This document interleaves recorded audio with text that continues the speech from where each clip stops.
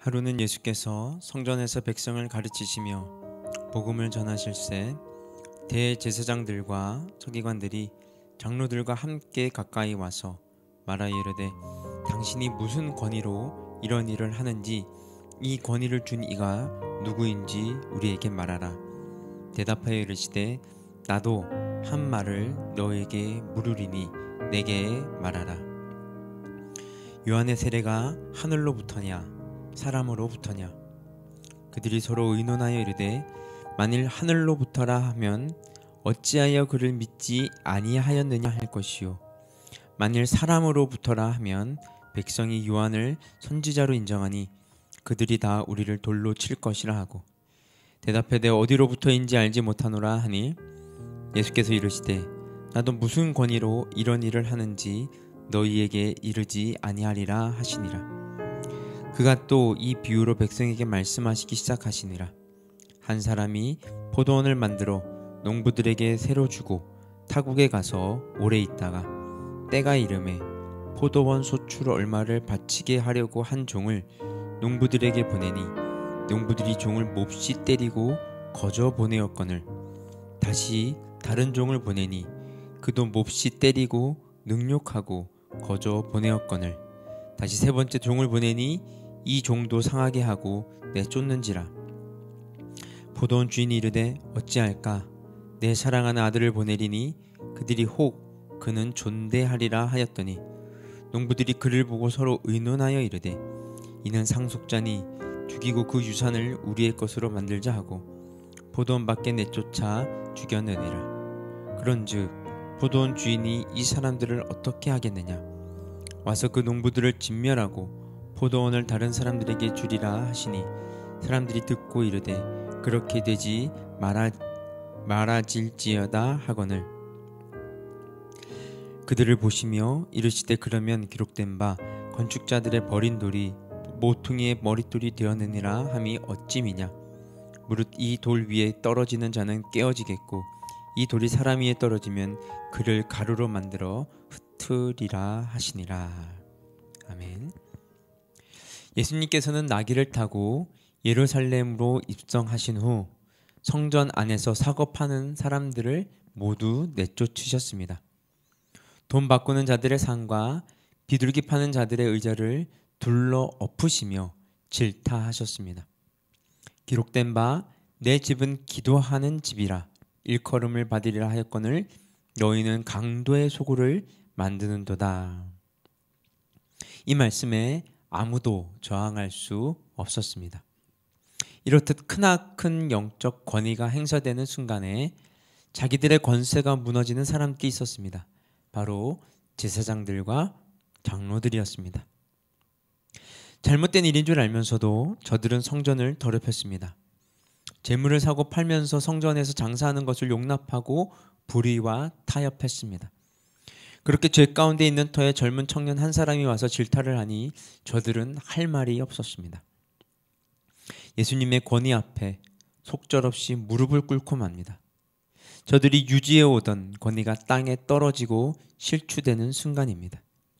그러나 그대로 당하고 말아버릴 수는 없다고 저들은 생각했습니다. 잃어버린 권위를 가까스로 회복해 보겠다고 예수님 앞에 나와 안간힘을 씁니다.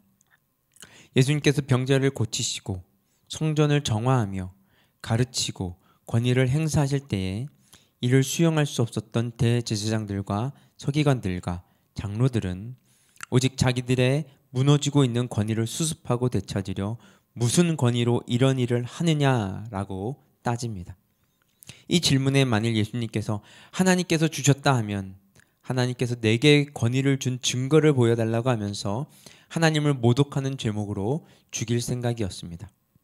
또 사람이 주었다고 하면 정치적으로 로마의 황제가 예수님에게 그런 권위를 준 일이 없는데 반정치적으로 몰아붙일 생각이었습니다. 그렇게 벼르고 질문을 한 것입니다. 이렇게 완악한 마음으로 질문한 자들에게 예수님께서는 대답하시지 않으시려고 하십니다. 다만 한 가지, 저들의 질문이 진실인가를 물으십니다. 나도 한 말을 너희에게 물으리니 너희가 대답하면 나도 무슨 권위로 이런 일을 하는지 이르리라. 그리고 나서야 말씀하십니다. 요한의 세례가 하늘로부터냐 사람으로부터냐? 저들은 생각해 봅니다. 우리가 하늘로부터라 하면 왜 안 믿었느냐 할 것이고, 사람으로부터라 하면 사람들이 돌로 칠 것인데, 이건 참 진퇴양난이었습니다. 저들은 저들끼리 입을 맞추어 주고 받으면서 궁리하다가 이 궁지를 빠져나갈 묘수라 생각하여 대답한 말이 어디로부터인지 알지 못하노라 함이었습니다.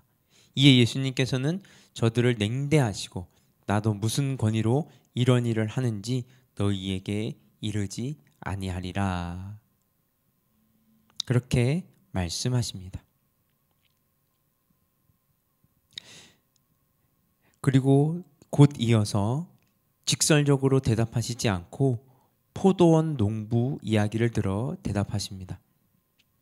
무슨 권위로 이런 일을 하는지, 권위란 무엇을 의미하는지를 예수님께서 친히 분명하게 말씀해 주십니다. 한 집 주인이 포도원을 만들어 놓고 맡겨주면서 농부들에게 잘 관리하라고 하고 타국에 가서 오래 있다가 포도원 수출을 얼마를 받으려고 종들을 3번씩이나 보냈는데 농부들은 종들을 다 잡아 심히 때리고 능욕하고 내쫓아 버렸습니다. 후에 자기 아들을 보내며 이르기를 저희가 내 아들은 존대하리라 생각하여 보냈더니 이는 상속자니 죽이고 그 유산을 우리 것으로 만들자 하고 포도원 밖으로 내쫓아 죽여버렸습니다. 그러면 포도원 주인이 와서 이 농부들을 어떻게 하겠느냐, 이런 이야기인 것이죠. 예수님께서 이렇게 물어보셨을 때 같은 본문 마태복음 21장 41절에서 대제사장들과 장로들은 극히 당연한 듯이 대답했습니다. 그 악한 자들을 진멸하고 포도원은 제때의 열매를 바칠 만한 다른 농부들에게 새로 줄지니이다. 그들 스스로 이렇게 대답한 것입니다. 그리고 그 대답은 너무도 당연한 말입니다. 주님께서 가지신 권위는 바로 이런 것입니다. 주인을 인정하고 그 권위를 영접하면 그 권위로 인하여 은혜를 입고 은총을 받고 자유를 누릴 수 있지만, 이 권위를 불신하고 거역하는 날이면 그 권위는 멸망시키고 진멸하는 권위로 나타나게 될 것이라는 말씀입니다. 엘빈 토플러의 저서 권력 이동에 보면 권력을 이렇게 규정하고 있습니다.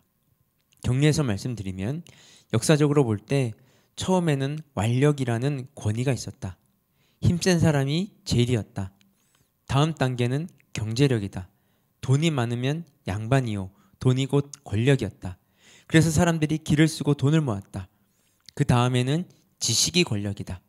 기술이 있고 지식이 많은 사람이 권력을 휘두른다. 그래서 현대사회를 정보화 사회를 한다. 보다 중요한 것은 기술보다 지식보다 더 위에 있는 것이 도덕성이다 라고 말합니다. 도덕적 권위야말로 엄청난 권위라는 것입니다. 총리를 몇 번씩 세우려고 해도요, 도덕적으로 흠이 드러나니까 세우지 못합니다. 그래서 물질보다 기술보다 지식보다 더 위에 있는 것이 바로 도덕성입니다. 정치만 그런가요? 많은 교회 목사님들이 추한 도덕성이 드러나니까 큰 어려움을 겪는 것을 봅니다. 무엇보다 중요한 것은 이러한 도덕을 기반으로 한 영적인 권위입니다. 모든 권위는 하나님으로부터 주어지는 것이기 때문입니다.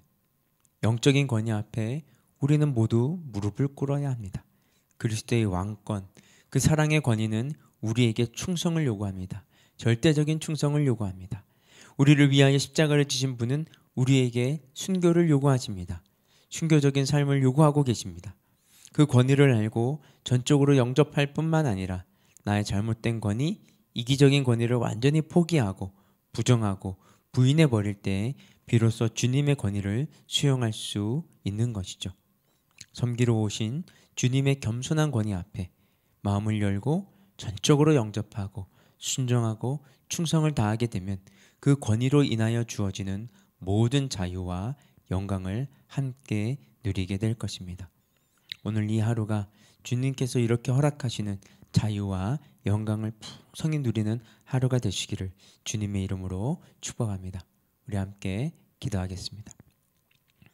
하나님 아버지, 욕심에 빠져 섬기기보다 다스리고 또 취하고 주어진 권위를 휘둘러 왔습니다. 불쌍히 여겨주시고 어리석고 우둔한 마음을 깨우치사 주님께서 친히 보여주시고 가르쳐주신 그 섬김의 도를 다하는 주의 자녀 되게 하여 주시옵소서. 주신 물질과 지식과 마음과 뜻을 다하여 무엇을 하든지 주님께 하듯 할 수 있게 하시고 섬길 수 있는 그리스도인으로 서게 하시고 주님의 권위 앞에 꿇어 엎드려 순종하며 충성하는 복된 주의 자녀 되게 하여 주시옵소서. 이 모든 말씀 예수님의 이름으로 기도드렸습니다. 아멘. 우리 계속해서 개인 기도 제목 가지고 기도하며 나아가도록 하겠습니다.